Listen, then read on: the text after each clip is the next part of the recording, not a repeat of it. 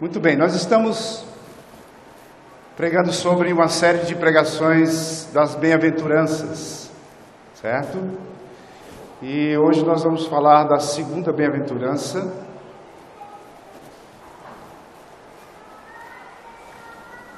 A felicidade dos que choram. Essa é a segunda bem-aventurança.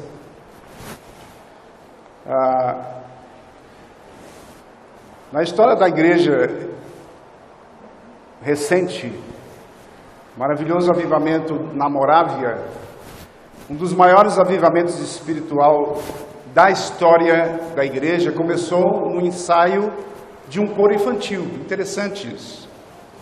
Como é comum numa reunião de crianças, elas estavam irrequietas, não queriam obedecer ao regente. Em determinado momento, um incidente se verificou. Sentiram algo diferente, como a presença de alguém. O dirigente começou a chorar, as crianças espantadas ficaram em profundo silêncio, um sentimento de convicção de pecado tomou conta de todos, e uma a uma as crianças confessaram seus pecados de desobediência. O tempo foi passando, os pais, aflitos pela ausência dos filhos, dirigiram-se à igreja e, à medida que iam chegando, iam sendo cativados pelo mesmo sentimento. Todos com uma profunda convicção de pecados. Desse evento nasceu uma reunião de oração que durou 100 anos.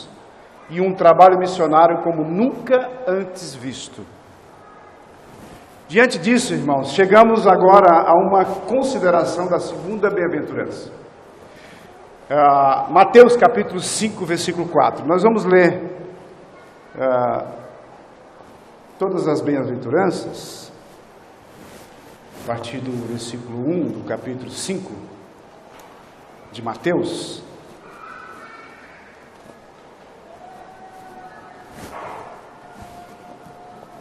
Mateus 5, versículos de 1 a 12, que diz assim a palavra do nosso Deus. Vendo Jesus as multidões, subiu ao monte e, como se assentasse, aproximaram-se os seus discípulos, e ele passou a ensiná-los, dizendo: Bem-aventurados os humildes de espírito, porque deles é o reino dos céus. Bem-aventurados os que choram, porque serão consolados. Bem-aventurados os mansos, porque herdarão a terra. Bem-aventurados que têm fome e sede de justiça, porque serão fartos. Bem-aventurados os misericordiosos, porque alcançarão misericórdia.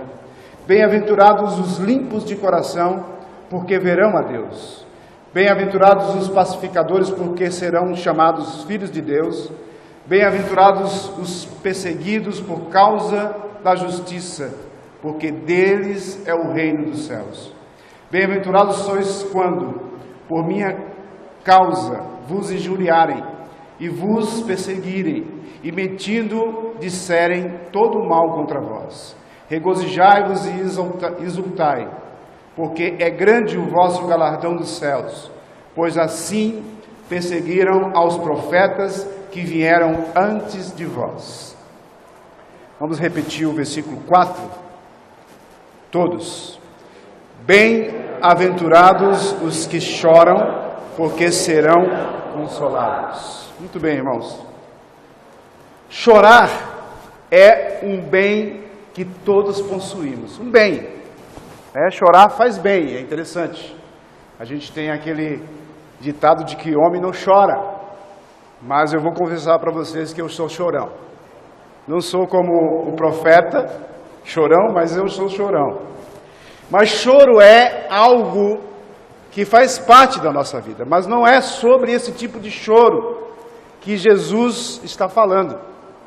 Quando Jesus disse isso no Sermão do Monte, ele estava querendo dizer que chorar é mais do que uma função biológica ou uma reação emocional. ele não está falando do choro da tristeza, o choro do luto, da perda de alguém. Aqui o crente, ele é caracterizado como alguém inteiramente diferente daquele que não é crente, daquele que pertence a este mundo. Para o mundo, essa declaração é ridícula. Felizes são aqueles que choram. É ridícula para o mundo. Aquilo que o mundo mais procura é evitar a necessidade de chorar. Isso é inteiramente espiritual em seu significado aqui nessa palavra.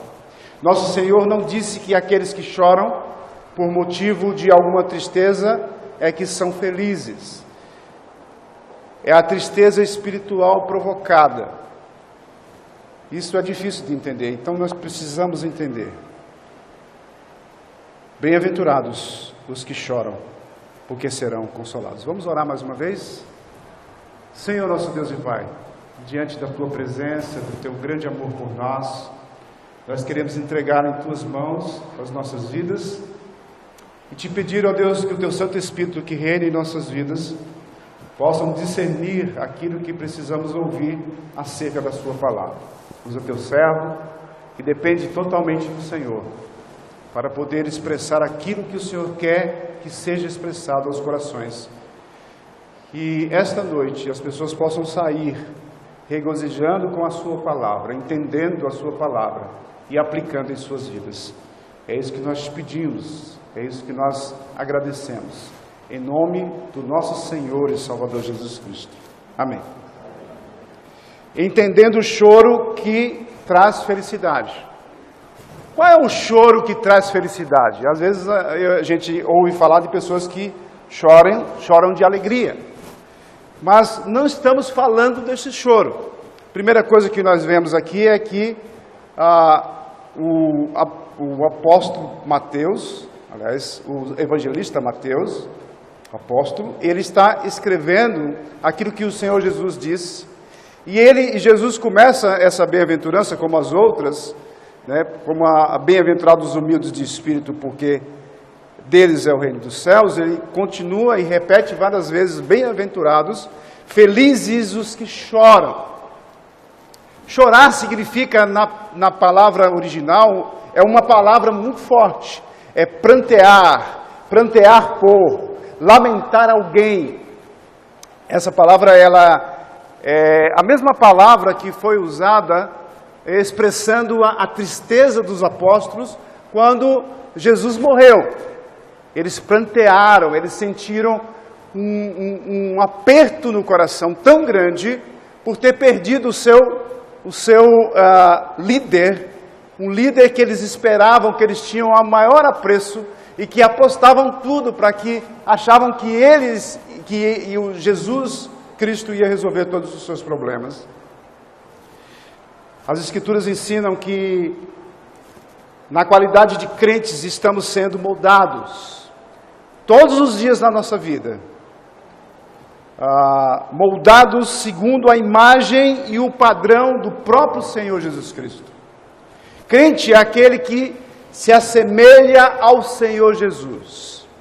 Então, o que encontramos em Jesus? O que encontramos nele? Ele ficou irado em certos momentos. Ele padeceu fome e sede.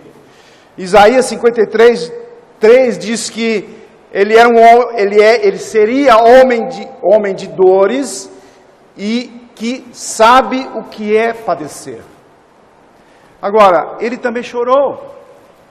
E nós, quando olhamos para Jesus e vemos que ele também chorou, nós temos que entender que tipo de choro ele fazia, ele expressava.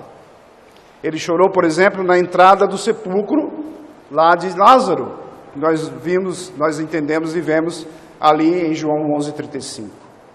Em Lucas 19:41, ele chorou pela cidade de Jerusalém. Quando ia chegando, vendo a cidade, chorou. Não basta reconhecer a a bancarrota espiritual pessoal, do versículo 3, quando nós vemos na semana retrasada, bem-aventurados os humildes de espírito, porque dele é o reino dos céus, mas precisamos, com um coração, não um coração indiferente. Se você aprende aquilo que você deve aprender na palavra de Deus e não a aplica, você não absorve o conhecimento que deve ser aplicado e você fica improdutivo. E você não sente aquilo que você deveria sentir diante da presença de Deus. Chorar pelos pecados pode ser profundamente comovente.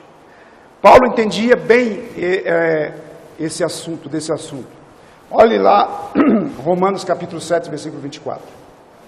Vamos para Romanos 7, 24.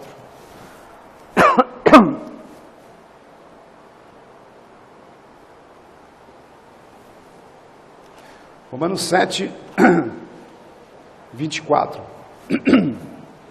Diz assim a palavra de Deus. Desventurado homem que sou, quem me livrará do corpo desta morte? Quando a gente ouve essa expressão, essa palavra do apóstolo Paulo, nós perguntamos, por que ele disse isso? Desventurado homem que sou, quem me livrará do corpo desta morte? O Messias vem para conceder o óleo de alegria em vez de pranto, e um manto de louvor em vez de espírito deprimido. Isaías capítulo 61, versículo 3. Vamos entender melhor o que o apóstolo Paulo expressou. Os que afirmam vivenciar todas as alegrias do reino sem lágrimas se enganam quanto à natureza do reino. Nós devemos chorar por algo que devemos entender bem porque nós choramos. Mas qual é o significado de tudo isso? Paulo, em 2 Coríntios, capítulo 7, versículo 10, ele vai nos dar o início desse entendimento que o próprio Senhor Jesus falou aqui nessa passagem em Mateus. Abram lá em 2 Coríntios, capítulo 7, versículo 10.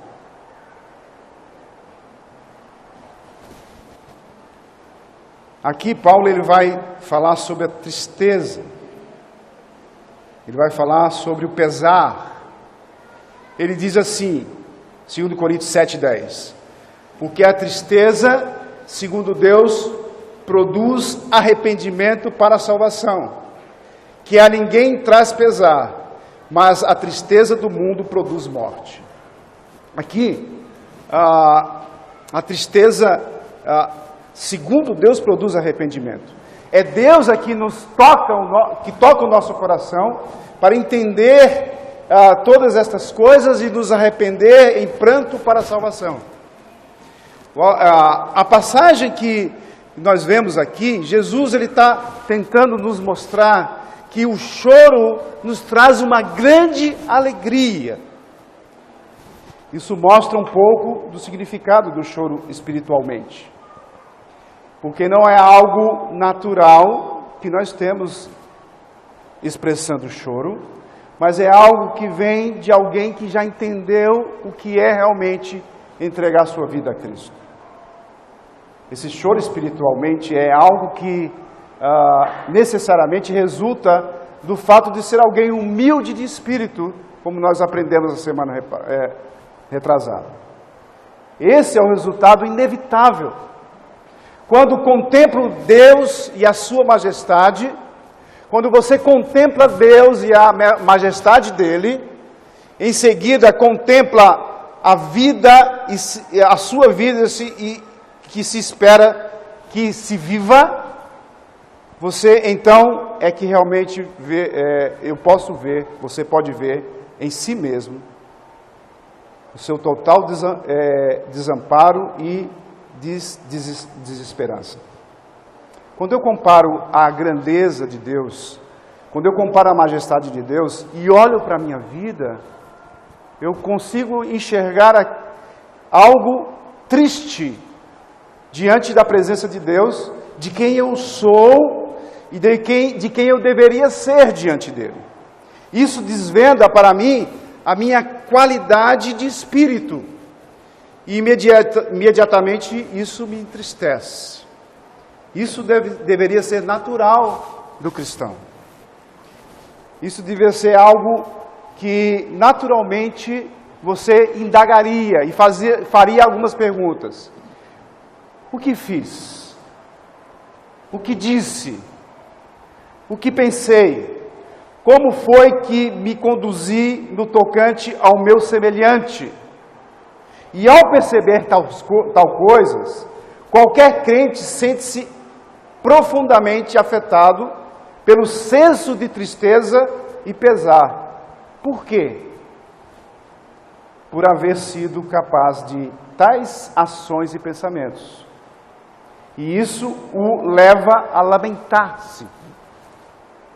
O crente, pois, se vê obrigado a perguntar a si mesmo, de si mesmo: o que há em mim que me leva a agir dessa maneira?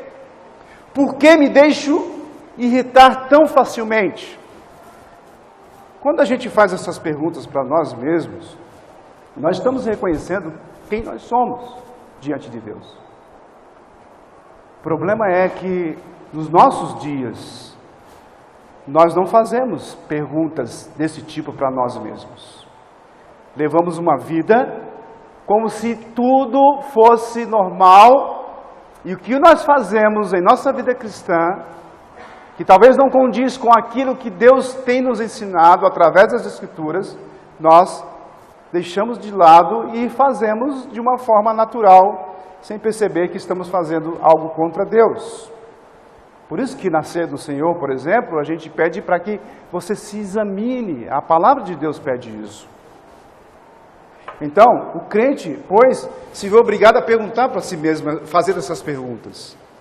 Por que tenho tão mau temperamento? Por que não sou capaz de controlar-me?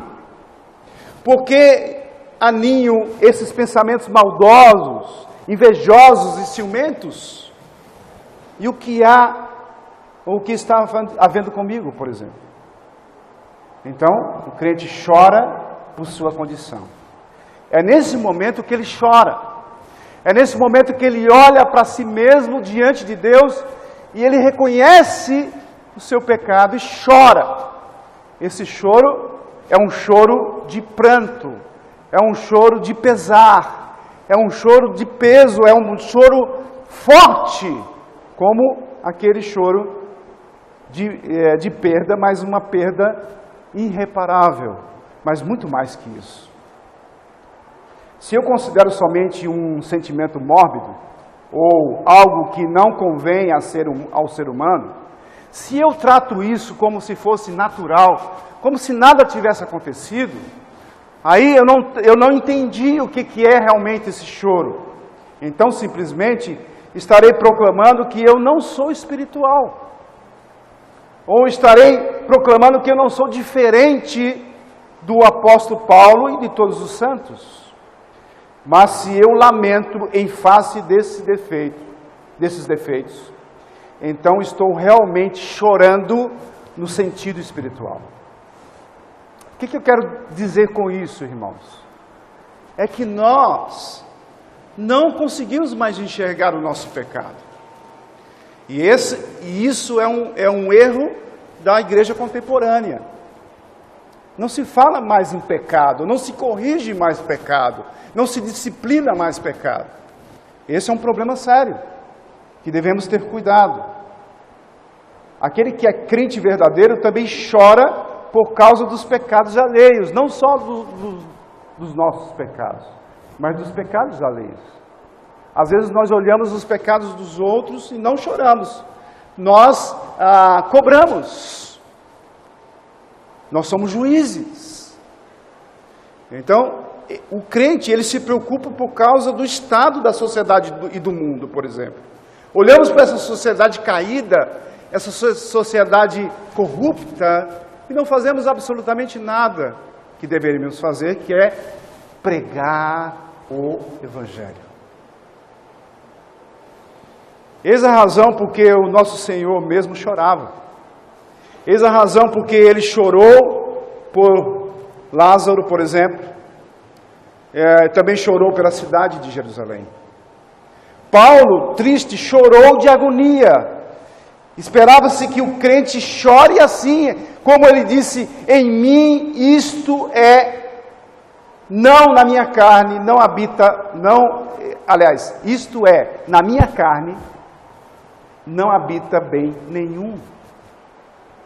Às vezes nós olhamos para nós mesmos e dizemos, como eu sou santo, como eu sou certo, como eu estou andando correto.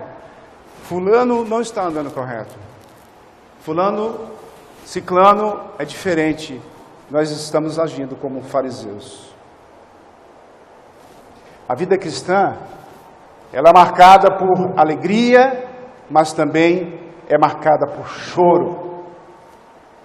A vida cristã é repleta de paradoxo, porque quando nós entramos na vida cristã, nós não enxergamos essas coisas. Nós queremos que as coisas sejam todas certas e que tudo seja bom para mim, que tudo ande corretamente, que eu seja feliz. Mas a vida cristã é repleta de paradoxos, de coisas contrárias. Por exemplo, vocês vão para o céu, e Jesus disse, mas vocês não sabem o caminho, mas Ele disse, eu sou o caminho. Você tem que estar cheio de alegria, mas também você tem que lamentar. Você não tem nada, mas você tem tudo. São paradoxos. Eu não tenho nada, nem o que eu tenho não é meu.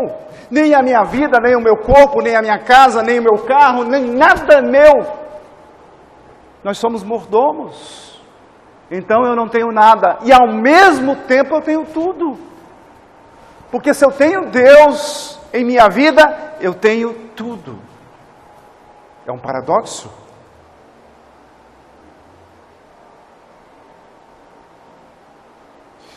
Como isso funciona? O que você precisa fazer é cultivar um relacionamento, uma comunhão com Deus plena, através da sua palavra, através da oração. E quando você mais se aproxima da luz dele, mais você verá o pecado em você,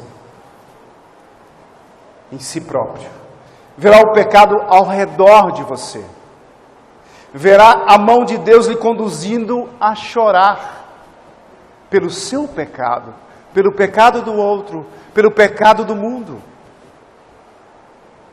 Vocês percebem que nós estamos tão longe da semelhança de Cristo. Você está tão longe da semelhança de Cristo, que você pode até praticar o pecado e estar cego para ele. Eu vejo isso em minha própria vida. Como funciona? Quando a pessoa é salva no dia da sua conversão, ele vê uma revelação de Deus como nunca viu antes. E o que acontece? À luz da santidade de Deus, você a si mesmo, como nunca viu antes, você vê. E você vê os seus pecados e o quebranta. E você chora. E você o detesta. E isso é verdadeiro arrependimento. Lembra quando eu falei no começo, na introdução, sobre os morávios? Quebrantamento o avivamento foi justamente o reconhecimento do pecado. Quantos de nós não reconhecemos os nossos pecados? Quantos de nós não nos arrependemos dos nossos pecados? Por isso nós não choramos. Não choramos mais pelos pecados.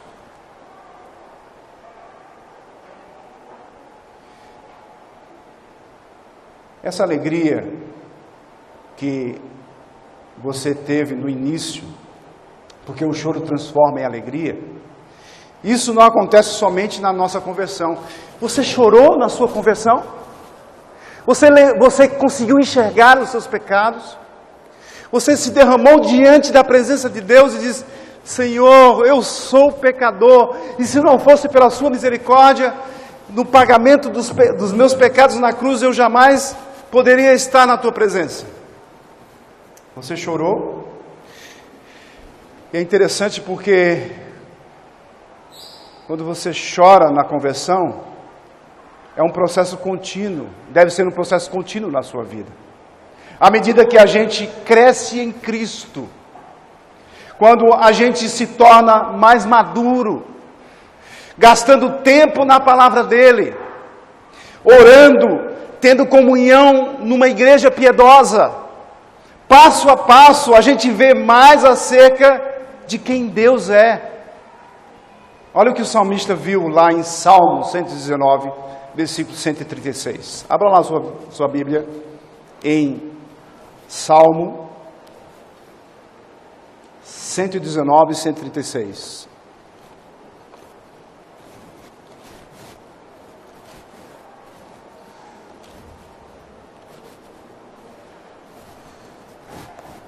Salmo 119, 136 diz: torrentes de águas nascem dos meus olhos, porque os homens não guardam a tua lei. Em outra versão diz: rios de lágrimas correm dos meus olhos, porque a tua lei não é obedecida. Quando nós obedecemos a lei do Senhor, quando nós olhamos para os mandamentos do Senhor Jesus, quando nós começamos a dar os nossos passos dia a dia em direção a Cristo, obedecendo-o cada vez mais, gradativamente, amadurecendo, nós vamos chorar todos os dias pelos nossos pecados. E Jesus diz que quando nós choramos pelos nossos pecados, nós nos alegramos.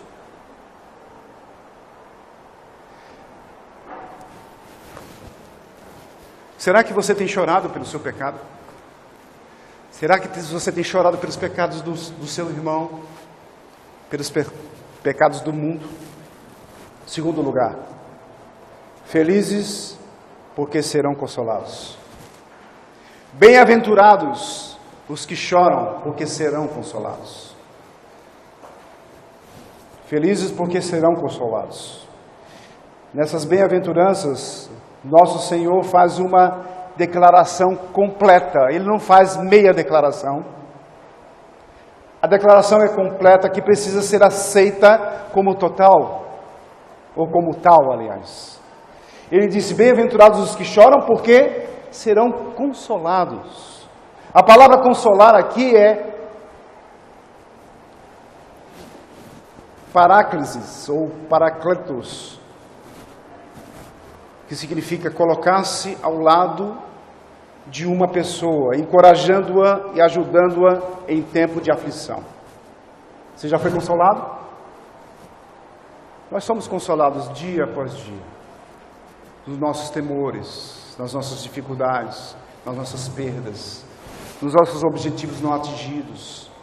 Nós somos consolados dia após dia com a palavra de Deus, porque você pode se achegar a ela, observá-la, ouvir a voz do Senhor, falando ao seu ouvido, ao seu coração, e dando o alento necessário para aquilo que você precisa, como alento, como consolo.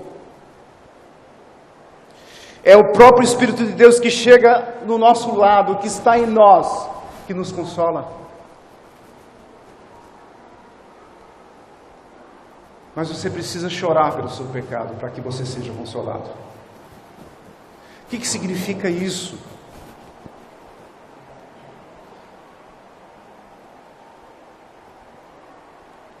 O homem que chora é verdadeiramente feliz, ensinou Cristo. Ora, isso constitui um paradoxo também.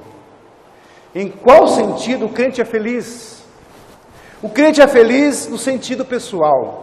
O homem que realmente chora por causa do seu estado e condição pecaminosa é o homem que haverá de arrepender-se. E na verdade ele já começou a arrepender-se. E o homem que verdadeiramente se arrepende, em resultado da obra do Espírito Santo, é o homem que certamente será conduzido aos pés do Senhor Jesus Cristo. Ninguém pode realmente conhecer Cristo como seu Salvador e Redentor pessoal, a menos que primeiramente saiba o que significa chorar espiritualmente.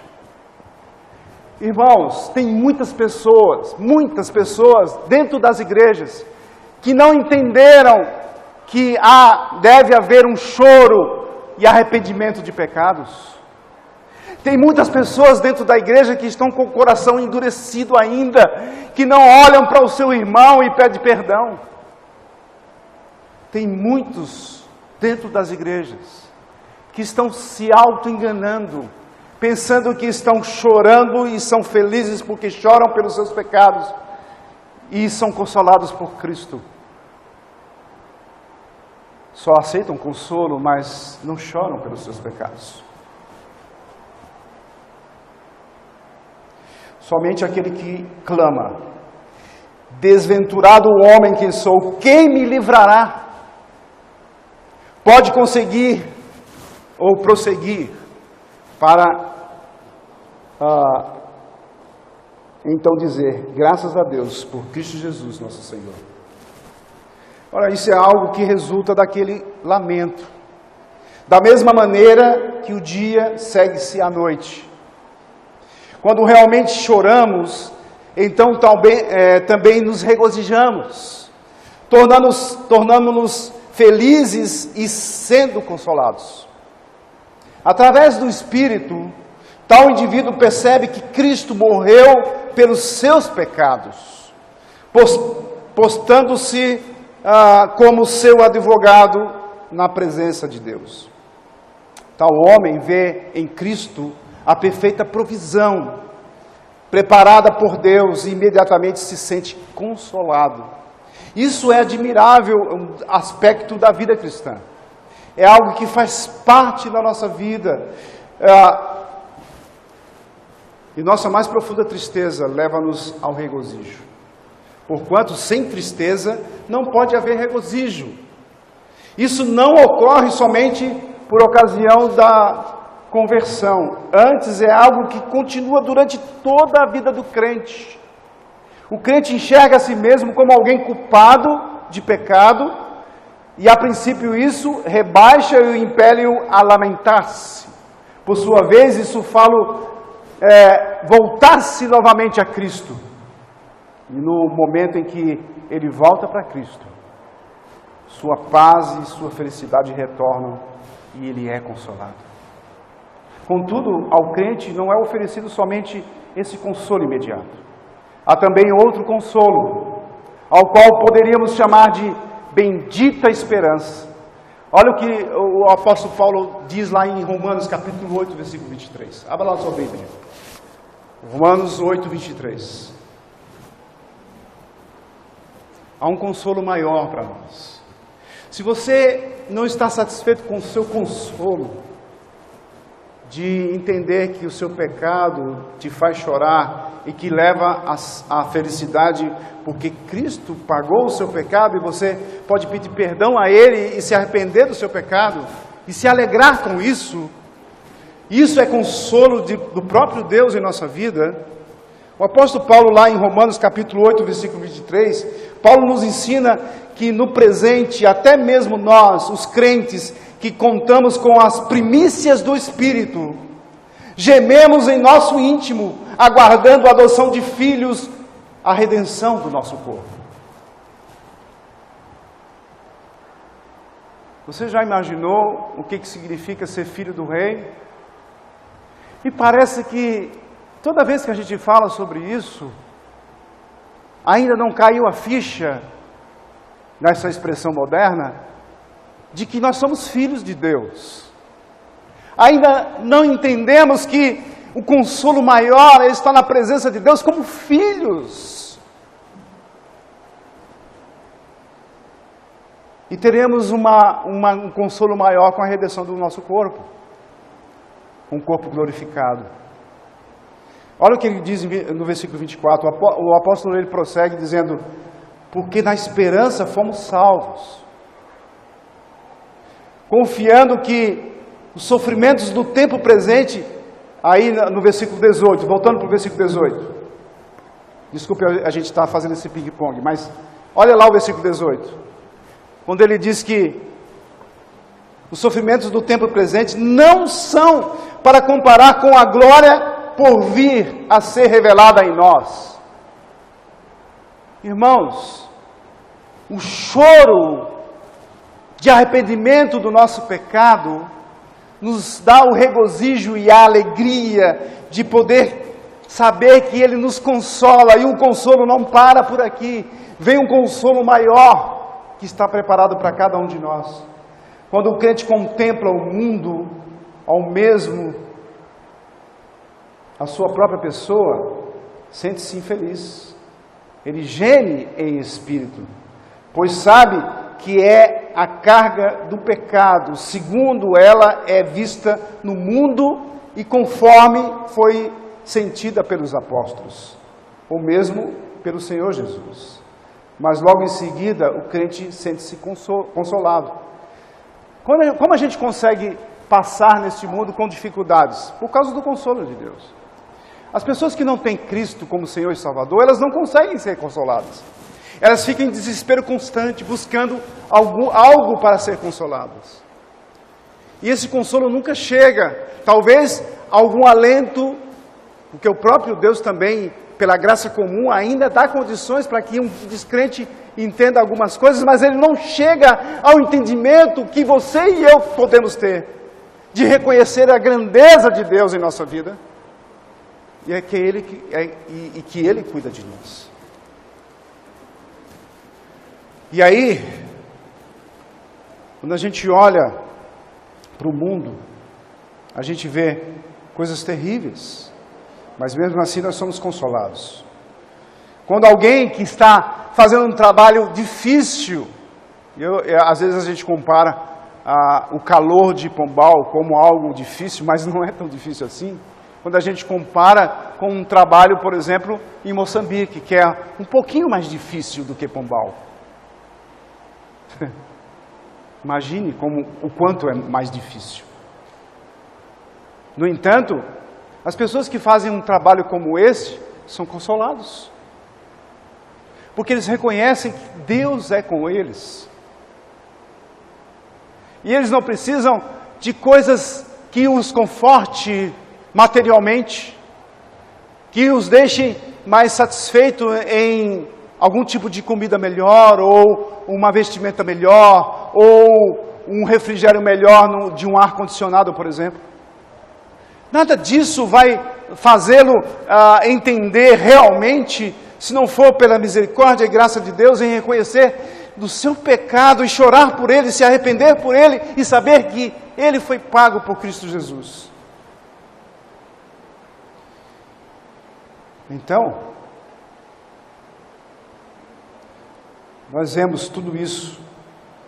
Que esperança pode embalar um homem que não é crente? Olhe para o mundo ao redor e considere as notícias dos jornais televisivos ou jornais.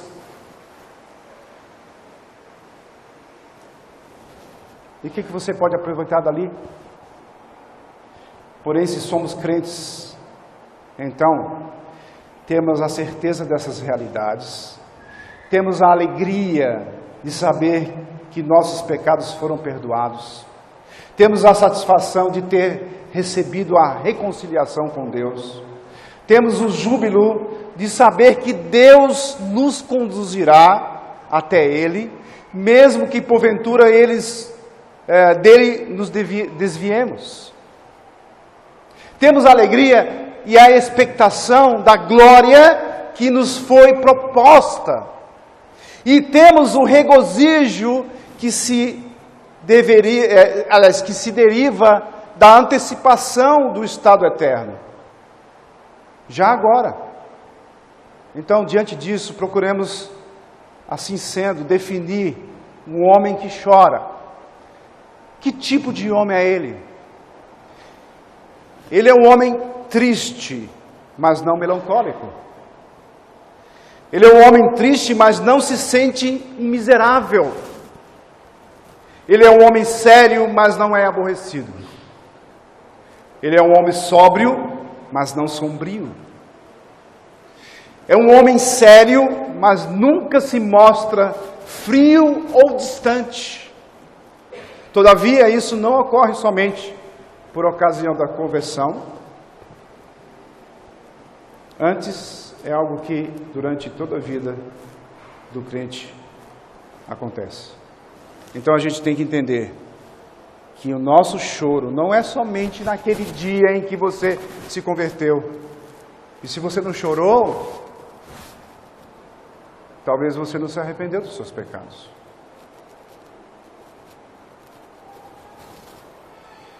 Esse homem que chora, esse é o crente.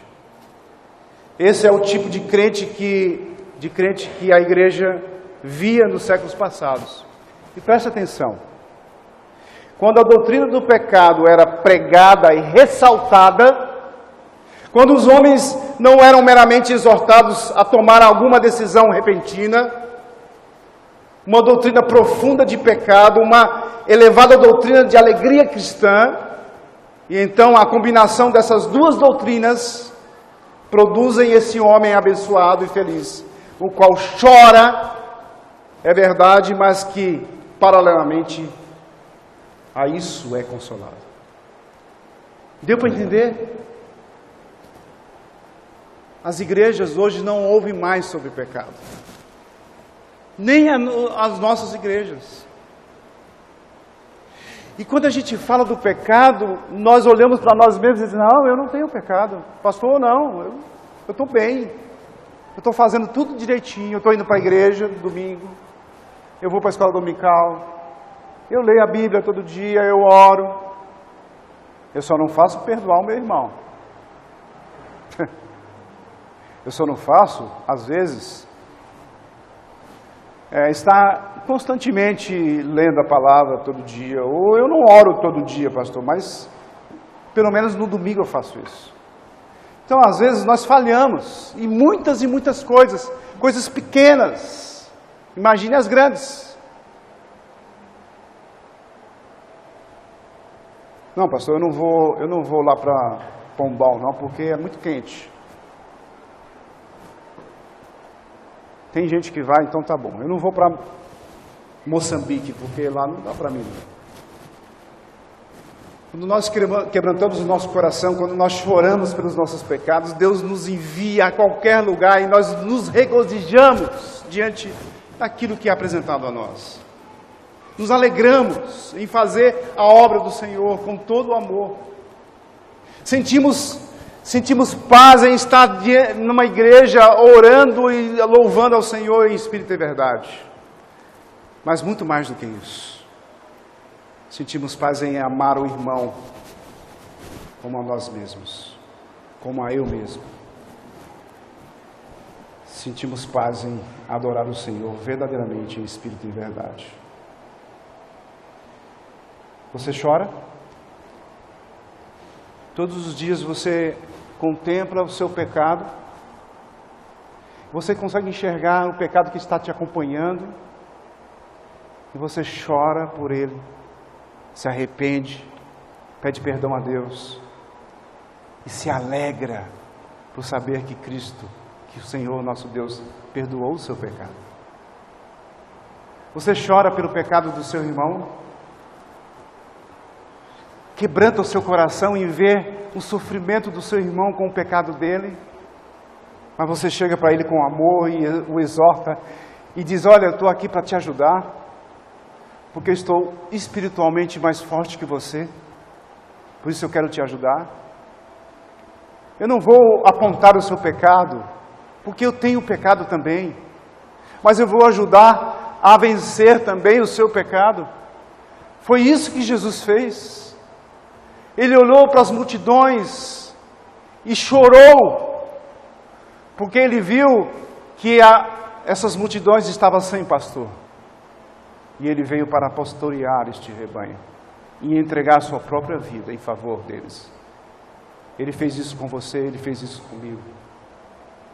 Por que não vou chorar pelo meu pecado e se alegrar porque Ele pagou o preço do meu pecado, eu me arrependo dele. E agora eu posso viver em paz com Cristo Jesus. Você precisa pensar nisso e colocar a sua vida diante do Senhor Jesus. E Ele vai transformar a sua vida. E você vai se regozijar diante da presença dEle. E vai sentir a vontade de servir ao Senhor. E vai ser um crente abençoado e feliz, mesmo nas circunstâncias difíceis. E vai testemunhar para aqueles que ainda não conhecem Jesus como Senhor e Salvador. E vai impactar as vidas das pessoas. Na sua família, nas suas vizinhanças, no seu bairro, na sua cidade, no mundo. Porque é assim que deve ser a igreja. Amém? Senhor nosso Deus e Pai, perdoa, Senhor, os nossos pecados. O Senhor nos faz enxergar, nos revela a cada dia, dia após dia, o Senhor vai nos mostrando quem somos, porque cada vez que chegamos mais perto do Senhor, nós vamos reconhecendo que somos pecadores, grandes pecadores. Nós choramos diante da Tua presença, da Tua santidade, porque o Senhor é puro, o Senhor não contempla o pecado, o Senhor se afasta do pecado, o Senhor odeia o pecado. Mas às vezes nós brincamos com o pecado, nós amamos os pecados, nós guardamos os pecados em nossas vidas. E às vezes ficamos indiferentes. Perdoa, Senhor, nos perdoa. Peço perdão pelos nossos pecados, Senhor, ajuda-nos a chorar diante da Tua presença, nos arrepender dos nossos pecados e entregar as nossas vidas completamente, para que o Senhor nos use como instrumentos para a Tua glória. Tudo isso nós pedimos e agradecemos em nome do Teu Filho Jesus. Amém.